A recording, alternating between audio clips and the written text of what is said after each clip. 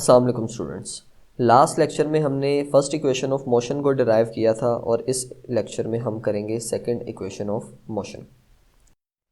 जैसा कि हमने लास्ट टाइम भी डिस्कस किया था कि equation of motion use speed time graph to explain the motion of the body. ठीक है, तीनों इक्वेशंस में हमने स्पीड टाइम ग्राफ को ही यूज़ करते हुए बॉडी की मोशन को एक्सप्लेन करना है और उसी ग्राफ के ज़रिए हमने तीनों इक्वेशंस की डेरिवेशन भी करनी है। और हमने ये डिस्कस किया था कि तीनों इक्वेशंस जो हैं वो रिलेट करती हैं बॉडी की इनिशियल वेलोसिटी को, फाइनल वेलोसिटी को, एक्सेलरेशन को, टाइम को और बॉडी ने जितना डिस्टेंस कवर किया है उस चीज़ को। ठीक है, और अजम्पशंस हम क्या लेते हैं कि body is moving in a straight line and acceleration of the body is uniform, जो कि हमने फर्स्ट इक्वेशन में भी यही दो अजम्पशन ली थी, सेकंड में भी और थर्ड में भी हम सेम इन्हीं अजम्पशन को फॉलो करते हुए डेरिवेशन करेंगे। अब बच्चों ग्राफ इसमें भी वही है जैसा कि मैंने पहले भी आपको बताया था कि तीनों इक्वेशंस में सेम ग्राफ यूज़ होगा। तो अगर आप एक इक्वेशन के लिए अच्छे से समझ लेते हो तो बाकी दोनों में भी सेम वही ग्राफ यूज़ होगा, तो आपको वो हेल्पफुल हो जाएगा। ठीक है, इसमें अगर हम बात करें तो बॉडी जो है वो रेस्ट से स्टार्ट नहीं हो रही, बल्कि बॉडी की पहले से ही कुछ इनिशियल वेलोसिटी है जिसको हम यहाँ पे वी आई से रिप्रेजेंट कर रहे हैं। ठीक है, तो consider a body moving with initial velocity V I in a straight line with uniform acceleration a, its velocity becomes vf after time t। क्या हो रहा है कि बॉडी की इनिशियल वेलोसिटी वी आई थी और बॉडी स्ट्रेट लाइन में move कर रही है विद यूनिफॉर्म एक्सेलरेशन, जो कि अभी हमने अजम्पशन में पढ़ा है कि बॉडी स्ट्रेट लाइन में मूव करे और बॉडी का एक्सेलरेशन क्या हो, यूनिफॉर्म हो। और टी टाइम गुजरने के बाद, जैसे जैसे टाइम गुजर रहा है बॉडी की वेलोसिटी जो है वो इंक्रीज़ हो रही है और टी टाइम गुजरने के बाद बॉडी की वेलोसिटी कितनी हो जाती है, वी एफ। ठीक है, ये हमने लास्ट टाइम भी डिस्कस किया था। अगर आपने फर्स्ट इक्वेशन ऑफ मोशन अभी नहीं देखी तो यहाँ पे मैं उसका लिंक डाल रहा हूँ, आप यहाँ से फर्स्ट इक्वेशन ऑफ मोशन को भी स्टडी करें ताकि आपको सेकंड इक्वेशन भी अच्छे से समझ आ सके। फर्स्ट इक्वेशन में हमने फाइनल वेलोसिटी के लिए एक इक्वेशन डिराइव की थी। यहाँ पे केस थोड़ा सा डिफरेंट है। यहाँ अब हम देखेंगे कि बॉडी ने अपनी मोशन के दौरान कितना डिस्टेंस कवर किया है। जितनी देर बॉडी ने अपनी मोशन को जारी रखा है तो उस टाइम में बॉडी ने टोटल कितना डिस्टेंस कवर किया है। उसके लिए फिर हम क्या करेंगे, हम कहते हैं कि area under the speed time graph shows the distance covered by the body. इस ग्राफ के नीचे का जो ये शेडेड एरिया जो हम शो कर रहे हैं ये किस चीज़ को रिप्रेजेंट करेगा कि बॉडी ने कितना डिस्टेंस कवर किया है। क्योंकि मेन ग्राफ तो हमारा सिर्फ रेड लाइन है, ग्रीन लाइन हमने सिर्फ अपनी आसानी के लिए या कैलकुलेशंस के लिए बनाई है, लेकिन जो हमारा मेन ग्राफ है वो सिर्फ और सिर्फ रेड लाइन है। तो इसके नीचे का जितना भी एरिया होगा जिसको हमने ये शेड किया है वो रिप्रेजेंट करेगा distance covered by the body. अब बच्चों ये हम किस बेस पे कह रहे हैं कि area under the graph represents या शोज। अब बच्चों ये हम किस बेस पे कह रहे हैं कि area under the graph shows the distance covered by the body. तो इसके लिए आपने बड़ा एक सिंपल सा कॉन्सेप्ट अपने जहन में रखना है कि कभी भी जब हम दो क्वांटिटीज़ के दरमियान ग्राफ बनाते हैं तो उसकी जो भी लाइन आएगी उसके नीचे का एरिया किसी ना किसी क्वांटिटी को रिप्रेजेंट कर रहा होता है। ठीक है, अब वो क्वांटिटी क्या होती है वो हम किस तरह से फाइंड करेंगे, उसके लिए हम फॉर्मूला एक यूज़ करते हैं कि एरिया जिस क्वांटिटी को रिप्रेजेंट कर रहा होगा वो बराबर होगी वाई एक्सिस पे जो क्वांटिटी ली है उसके और एक्स एक्सिस पे जो क्वांटिटी ली है इन दोनों के प्रोडक्ट के बराबर। ठीक है, वाई एक्सिस पे जो भी क्वांटिटी है, अब यहाँ पे हमारे पास स्पीड है, और एक्स एक्सिस पे जो भी क्वांटिटी है यहाँ पे हमारे पास टाइम है, लेकिन अगर कोई और ग्राफ भी हो तो वाई एक्सिस वाली क्वांटिटी और एक्स एक्सिस वाली क्वांटिटी को जब हम आपस में मल्टीप्लाई करेंगे तो जो भी क्वांटिटी बनेगी वो इस ग्राफ का एरिया रिप्रेजेंट कर रहा होगा। ठीक है, अब हम अगर अपने इस ग्राफ की बात करें तो यहाँ पे हमारे पास है वाई एक्सिस पे स्पीड या वेलोसिटी और एक्स एक्सिस पे टाइम। तो हमारा जो एरिया आएगा वो इज इक्वल टू होगा स्पीड मल्टीप्लाइड बाय टाइम, और हमें पता है कि स्पीड मल्टीप्लाइड बाय टाइम जो है वो किसके बराबर होता है, डिस्टेंस के। तो इसलिए हम क्या कहेंगे कि area is equal to distance covered by the body. लेकिन अगर कोई और ग्राफ भी आता है तो उसमें भी आप ये सिंपल सा कॉन्सेप्ट यूज़ करके कि वाई एक्सिस वाली और एक्स एक्सिस वाली क्वांटिटीज़ को आपस में मल्टीप्लाई करके बता सकते हो कि एरिया किसको रिप्रेजेंट कर रहा होगा। ठीक है बच्चों, तो हमने क्या कहा कि area under the graph shows the distance covered by the body. तो इसी को अगर हम इक्वेशन की मदद से लिखना चाहें तो लिख सकते हैं कि area under the graph is equal to distance, और डिस्टेंस का सिंबल क्या आ गया, एस। अब यहाँ हम इस एरिया को अगर गौर से देखें तो ये एक ऐसी शेप बन गया जो कि हमने ज्योमेट्री में नहीं पढ़ी हुई। ना ही ये कोई रेक्टेंगल है, ना ही कोई स्क्वायर है, ना कोई ओवल है, ना कोई सर्कल है। तो इसका एरिया हम किस तरह से फाइंड करेंगे?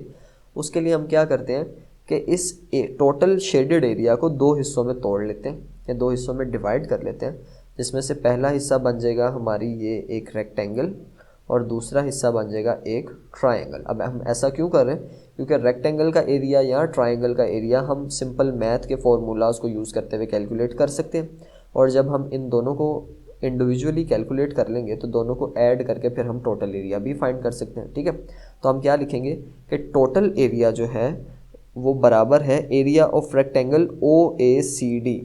ओ ए सी डी, इन चारों पॉइंट्स को मिलाने से जो रेक्टेंगल बन रही है वो रेक्टेंगल का area plus triangle A B C, point A, point B और पॉइंट सी को मिलाने से जो ट्रायंगल बन रही है उसका एरिया। इन दोनों एरियाज़ को अगर हम ऐड करेंगे तो वो हमारे पास आ जाएगा टोटल एरिया के बराबर।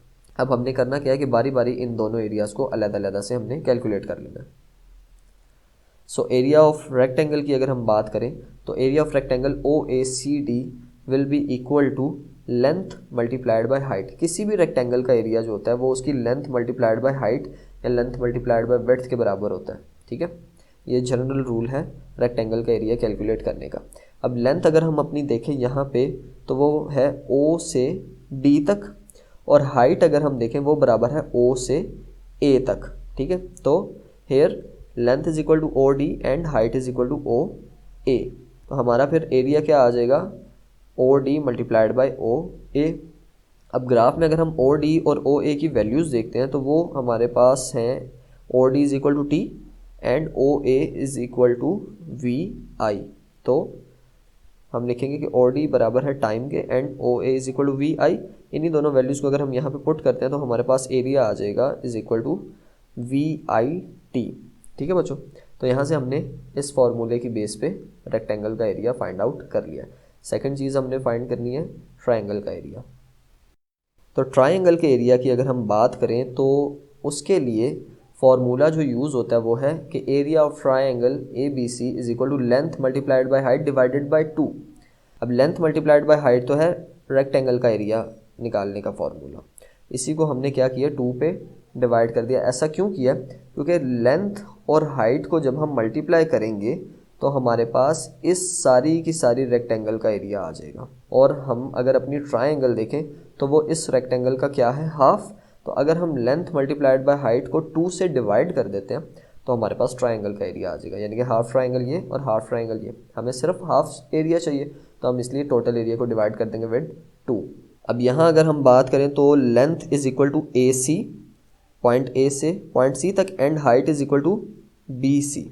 ठीक है ना, इस ट्रायंगल की हाइट जो है वो बी सी के बराबर है और लेंथ जो है वो ए सी के बराबर है। तो हमारा फॉर्मूला बन जाएगा कि area of triangle is equal to A C multiplied by B C divided by 2। अब यहाँ ए सी की वैल्यू भी हमें डायरेक्टली गिवन नहीं है और बी सी की वैल्यू भी डायरेक्टली गिवन नहीं है। तो जिस तरह से हमने फर्स्ट इक्वेशन में कैलकुलेशन की थी बी सी की और ए सी की, वही वाला तरीका हम यहाँ पे भी यूज़ करेंगे। क्यों? अगर हम गौर करें तो बी से लेके डी तक की जो हाइट है उसकी वैल्यू भी हमें पता है जो कि वी एफ है, और सी से डी तक की हाइट जो है उसकी वैल्यू भी हमें पता है वी आई है। ठीक है, तो हम क्या करेंगे, हम लिखेंगे जी as B C is equal to B D minus C D, यानी कि टोटल हाइट में से इस हाइट को सी डी को माइनस कर दें तो वो हमारे पास किसके बराबर आएगा? बी सी के। ठीक है, और ए सी जो है वो बराबर है ओ डी के। ठीक है, तो इन्हीं दोनों वैल्यूज़ को जब हम फॉर्मूला में पुट करेंगे इधर तो ये बन जाएगा area of triangle A B C is equal to A C की जगह अब आ गया ओ डी और बी सी की जगह आ गया B D minus C D और 2 एज इट इज़। नेक्स्ट अगर हम ओ डी की वैल्यू देखें तो वो टी के बराबर है, बी डी की वी एफ, सी डी की वी आई। इन तीनों वैल्यूज़ को पुट करेंगे तो हमारे पास फॉर्मूला बन जाएगा ट्राइंगल का area is equal to T multiplied by V F minus V I divided by 2। ठीक है, अब यहाँ पे अगर हम थोड़ा सा ब्रेक लगाएं और पीछे जो हमने एक्सेलरेशन का फॉर्मूला पढ़ा है उसको रिकॉल करें तो एक्सेलरेशन बराबर होता है A is equal to V F minus V I divided by T के। ठीक है, जो हमने एक्सेलरेशन वाले टॉपिक में स्टडी किया था। तो इसी को अगर हम थोड़ा सा रीअरेंज करें और टाइम को यहाँ डिवाइड करने के बजाय इधर मल्टीप्लाई करवा दें तो फॉर्मूला बन जाएगा A T is equal to V F minus V I, ठीक है, क्योंकि टाइम यहाँ पे पहले डिवाइड हो रहा था, अब इधर आके मल्टीप्लाई हो गया। अब वी एफ माइनस वी आई यहाँ पे भी मौजूद है हमारे पास, तो इस we F minus V I की जगह अगर हम उसकी ये वैल्यू ए टी पुट कर देते हैं तो नेक्स्ट स्टेप हमारे पास आएगा T as it is, V F minus V I की जगह अब हमने ए टी लगा दिया और two B as it is. अब एक टी ये और एक टी ये, तो वो बन जाएगा टी स्क्वायर, और इसी टू को अगर हम थोड़ा अलहदा करके लिख देते हैं तो बन जाएगा ये area of triangle is equal to 1/2 A T square, ठीक है। टू को हमने अलहदा करके 1/2 लिख लिया, ठीक है, क्योंकि टू डिनोमिनेटर में था, बटे में था, हमने उसको अलहदा कर लिया, और ए एज इट इज़ और T into T, T square, ठीक है बच्चों। अब ये हमारे पास आ गया एरिया ऑफ ट्राइंगल, सही है। अब एरिया ऑफ रेक्टेंगल भी आ गया, एरिया ऑफ ट्राइंगल भी आ गया। टोटल एरिया फाइंड करने के लिए हमने इन दोनों को करना है ऐड। अब टोटल एरिया आ जाएगा वी आई टी, यानी कि रेक्टेंगल का area, plus 1/2 A T square जो कि है ट्राइंगल का एरिया। और हमने इससे पहले ये कहा था कि टोटल एरिया जो ग्राफ का है वो किसको रिप्रेजेंट कर रहा है, डिस्टेंस को। So distance is equal to V I T plus 1/2 A T square, जो कि है हमारी सेकेंड इक्वेशन ऑफ मोशन, ठीक है बच्चों। तो उम्मीद करता हूँ कि आपको स्टेप बाय स्टेप सारा प्रोसीजर समझ आ गया होगा। तो इसमें किसी भी किस्म की कोई कन्फ्यूजन है तो आप कमेंट सेक्शन में मुझसे पूछ सकते हैं। वीडियो पसंद आई है तो इसको लाइक कर दें, चैनल को सब्सक्राइब कर दें अगर अभी तक नहीं किया तो, और बेल आइकन को भी प्रेस कर दें ताकि अगली आने वाली वीडियोस आपको सबसे पहले नोटिफिकेशन के ज़रिए मिलती रहे। इसको अपने दोस्तों के साथ, क्लास फेलोज़ के साथ शेयर करें ताकि वो भी इससे फ़ायदा ले सकें, अपनी प्रिपरेशन कर सकें एग्ज़ाम्स के लिए। मिलते हैं आपसे अगली वीडियो में, तब तक के लिए अल्लाह हाफ़िज़।